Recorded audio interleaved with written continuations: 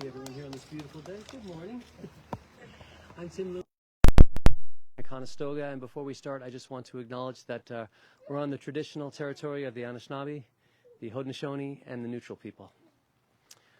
And also want to acknowledge some special guests, the Mayor of Kitchener, His Worship Barry Verbanovic, and also MP Brian May from Cambridge is here, Valerie Bradford, Member of Parliament from Kitchener South Hespeler, and the Honourable Boris Chagger, Member of Parliament from Waterloo. I'll introduce my special guest next. Just put a few notes here. The Prime Minister and I just sat down with some neighbors at a kitchen table, gathered at a kitchen table. Neighbors that I know, but you can always get to know better. And the kitchen table is where so many of those discussions happen. It's where big ideas start. It's where the little day-to-day decisions are made. It's where our kids tell us what's going on in their lives. It's where we invite our friends and family over to share ideas. It's where messes are made, but where they're also cleaned up. And it's where disagreements happen, but they're worked out. And so it's such an honor to be in a country that at the kitchen table, the Prime Minister and I can sit down with neighbors who I know and get to know them a little bit better. So I'm very, very honored that you were here today and fortunate. It's a very Canadian story. So ladies and gentlemen, the Prime Minister of Canada, the Right Honourable Justin Trudeau.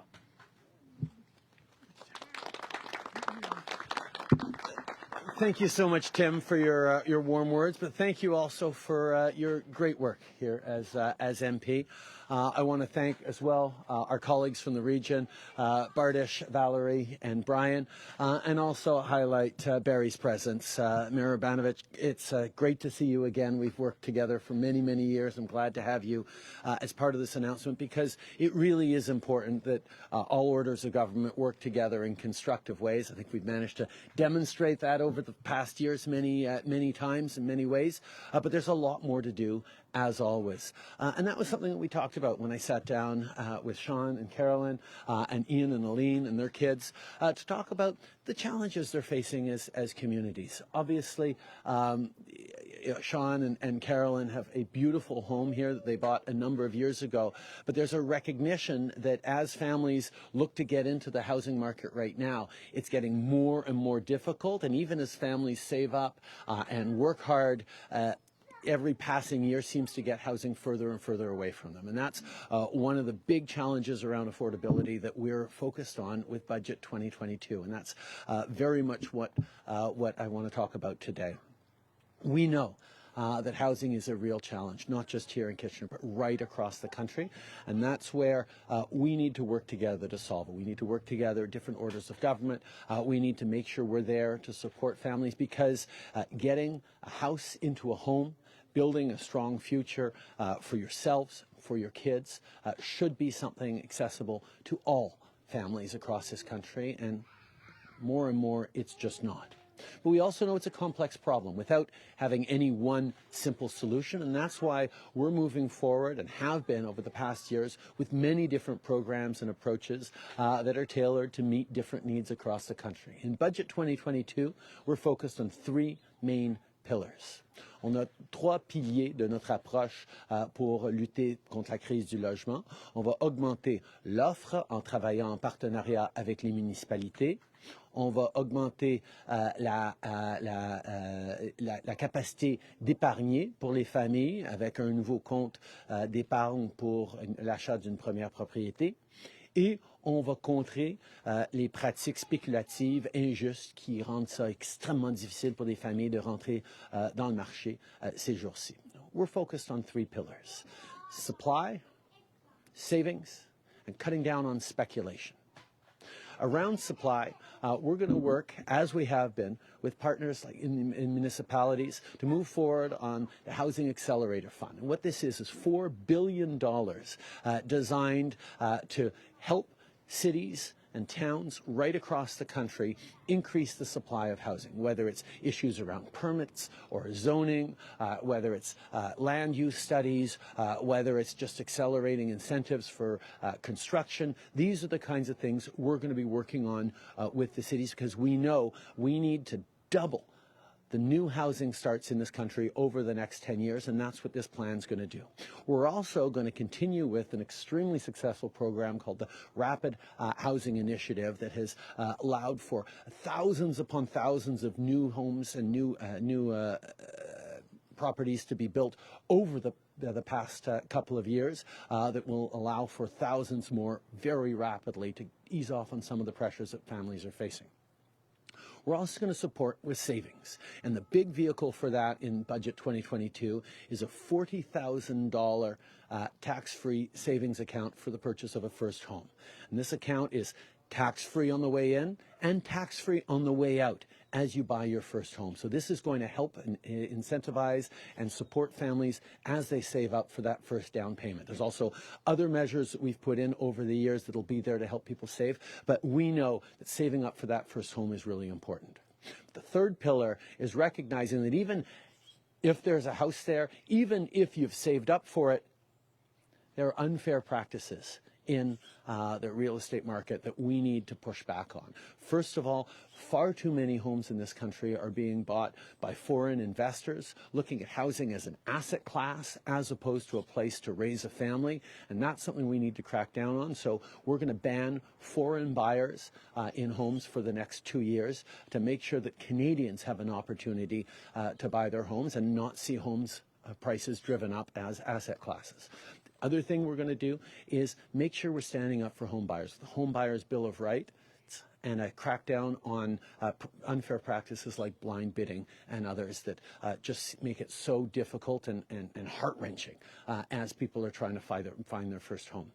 These are all measures that are concretely moved forward over the coming years in easing the pressures on families and giving people an opportunity to be confident, not just about their future, but about their kids' future as well. And that's something we talked about a lot as we were talking about climate change, or we're talking about the various pressures on families, the challenges of inflation and the cost of living, while at the same time looking at how lucky we are in Canada that we were there for each other as much as we were through this pandemic. As we come out of it, we have an opportunity to build stronger, more resilient communities, and that's exactly what we're focused on with Budget 2022 and with everything we're doing. Alors c'est un grand plaisir d'être ici aujourd'hui pour partager tout ce qu'on est en train de faire au niveau du coût de la vie, qui est l'emphase de ce budget, mais on a bien du travail à faire que nous allons faire ensemble dans les années à venir.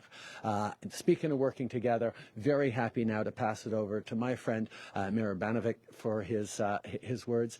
Thank you, Barry, for everything you do.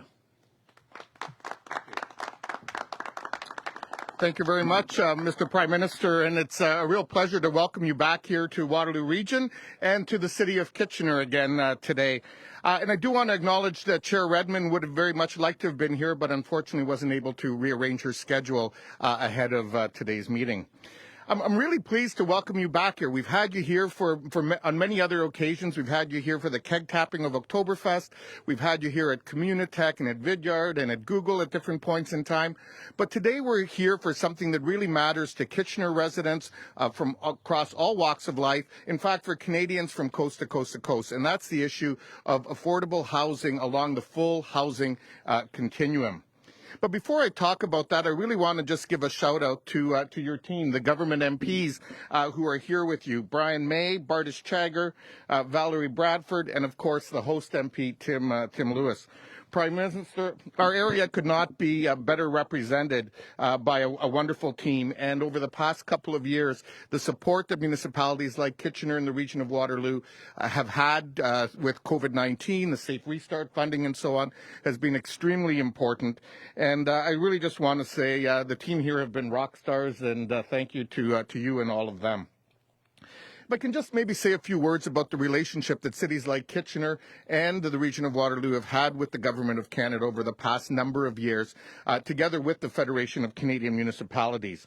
We've been able to achieve a great deal. And in fact, it was in your first term as Prime Minister that we were able to that the government was able to deliver on the National Housing Strategy, something that cities like Kitchener were calling for many years. And in addition to that, we were also calling for a program like the Rapid Housing Initiative. And sure enough, in the second term, the shared goal of the Rapid Housing Initiative focused around eliminating homelessness over a number of years, was a program that your government listened to cities about and, in fact, created the program and created thousands of units across Canada.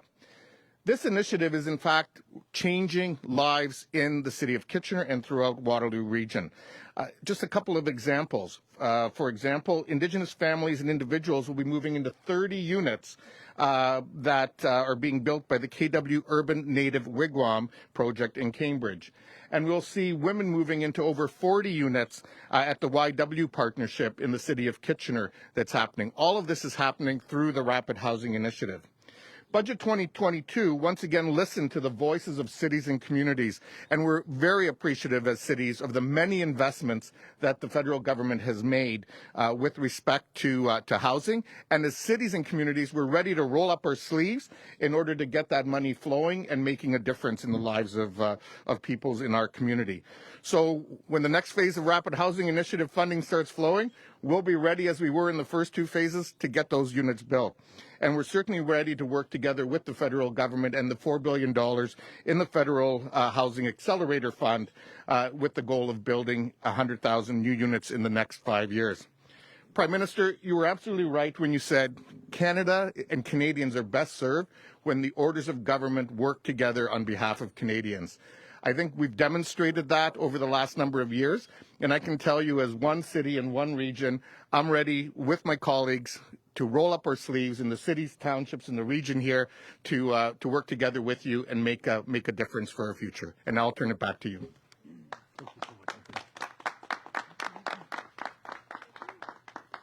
Thank you. We now have time for questions from the media. On a maintenant du temps pour les questions des médias.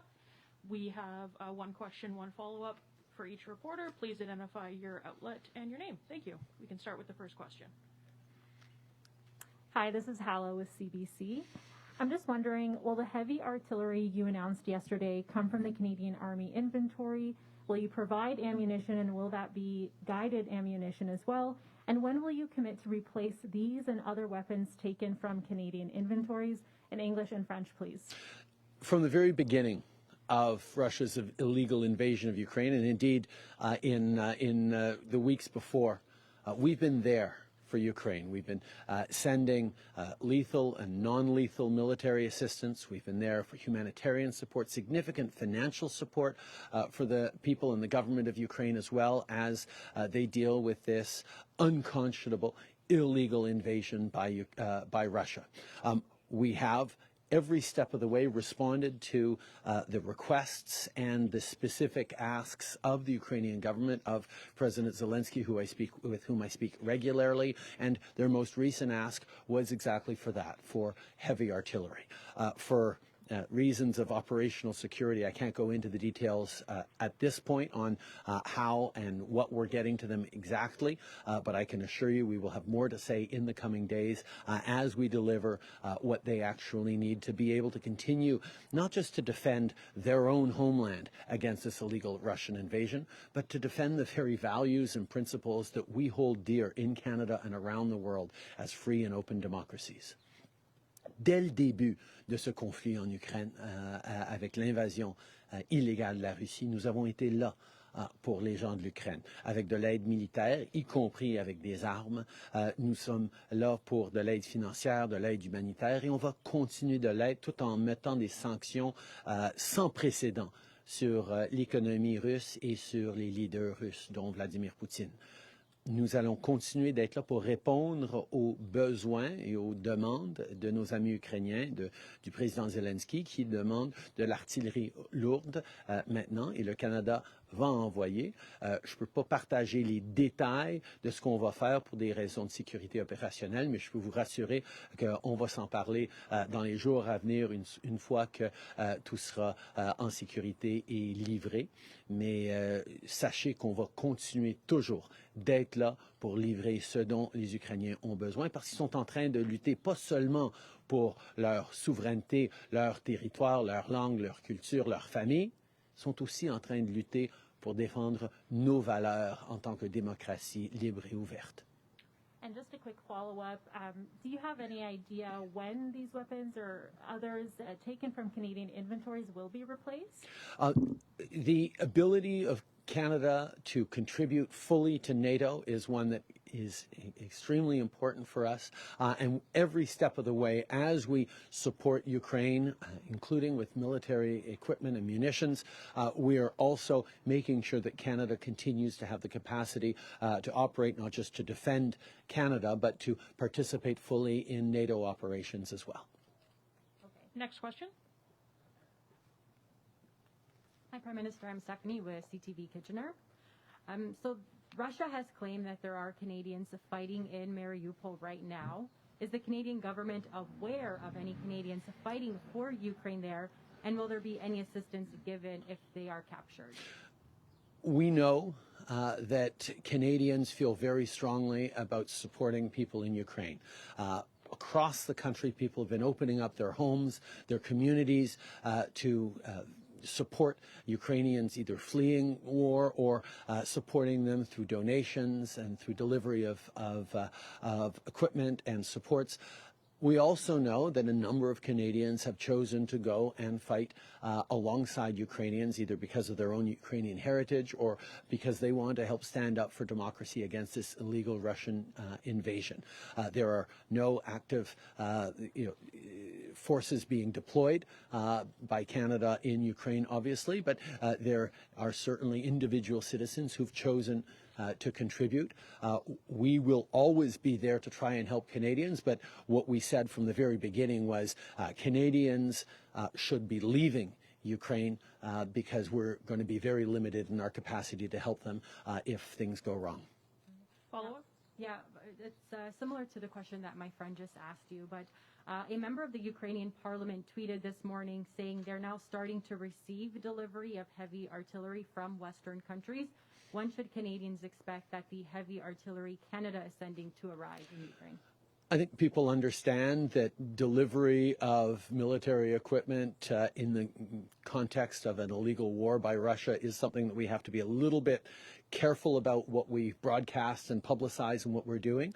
But in the coming days, I certainly hope to be able to share more about what is being sent and what was sent. But I can reassure Canadians that we are directly responding to the top requests that the Ukrainians have given for assistance in this current phase of the war, which is a redoubled efforts by Russia to take Donbass, and therefore there is very specific equipment that Ukrainians need, and Canadians can be comfortable that their government is there to support Ukrainians with what they need. Next question. Good morning, Prime Minister. Jeff Houthit from the Waterloo Region Record. I want to return to housing for a second here. My son, 25 years old, still lives at home with us, college grad, good paying job. He laughs off the idea that he'll ever own a house, a detached house like the one he lives in now, that we were able to afford 25 years ago. He just thinks it's a joke, the housing prices are ridiculous, there's no way he's ever going to be able to afford the kind of mortgage it would take, cripple him for life. So I want to ask your thoughts on that, those, people starting out in their 20s and early 30s. What do you say to them? Do you say give up on detached ownership and go for something smaller and it's a dream that's dead? You're never going to get there? Let me ask how you feel about it. Obviously, I've heard from Canadians like your son across the country who are really worried about the housing market, who wonder whether or not they'll ever be able to afford a home. One of the challenges we're facing in Canada is our population with immigration and other things has been growing over the past years, and housing construction hasn't kept up. Which is a real problem. And that's why one of the initiatives we're working on, $4 billion towards municipalities in order to double the construction of new housing over the coming years. This is something that is going to help.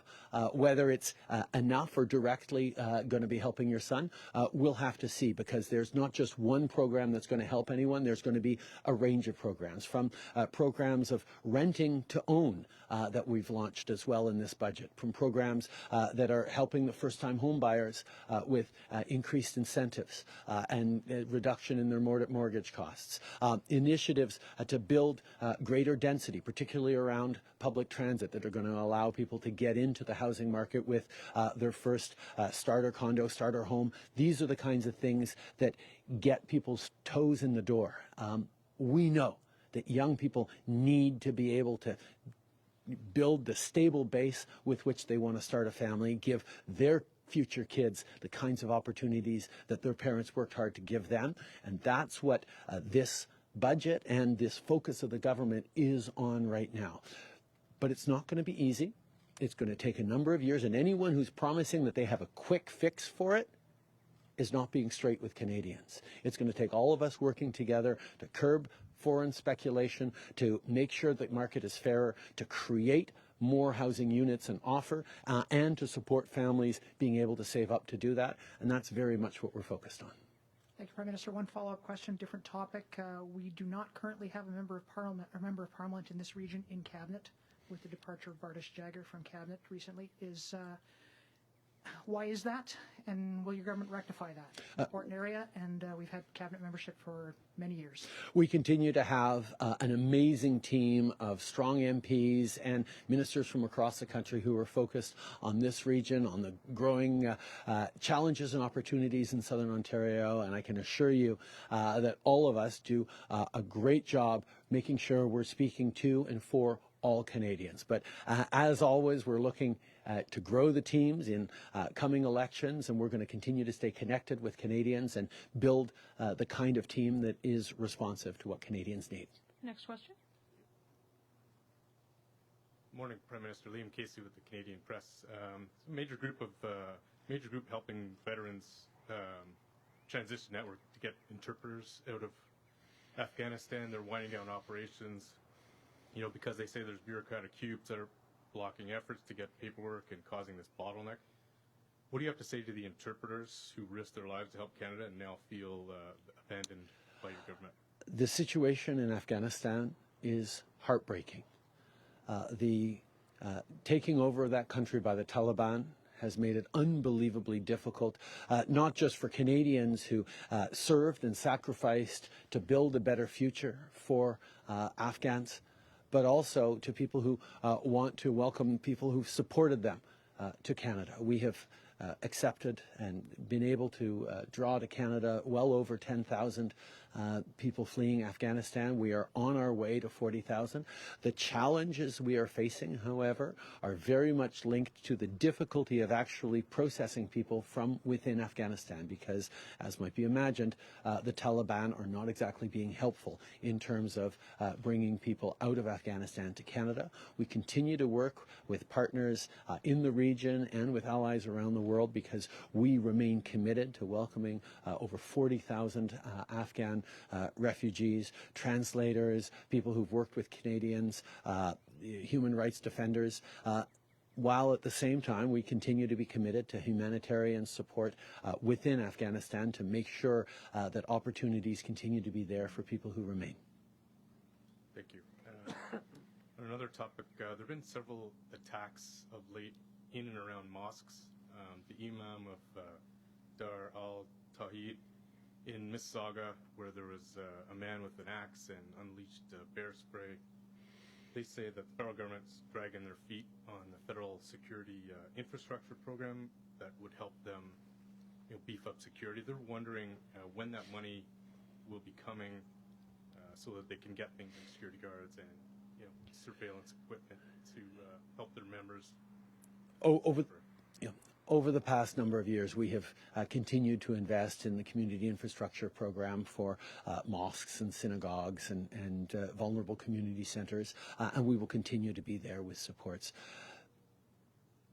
But it's a really big shame that we have to. Canada shouldn't be a place where we have to worry about fences and armed guards and video cameras and security systems in places of worship. Canada is one of those countries that does diversity and inclusivity better than just about any other country in the world. But over the past years, we've seen a rise in hate crimes, a rise in intolerance and racist acts. Part of it is the pandemic, sure, and the stress and the anxiety that comes from that.